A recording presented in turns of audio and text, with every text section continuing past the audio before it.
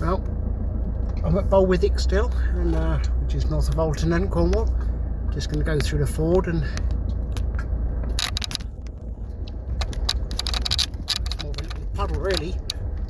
It does get quite full up during the rainy season, which in Cornwall is most of the year.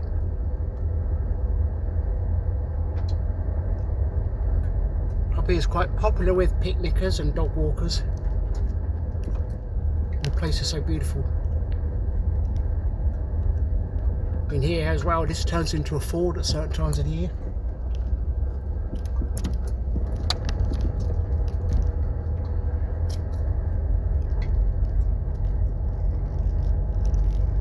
If you'd like more videos on places like this, please like and subscribe and just put in the comments.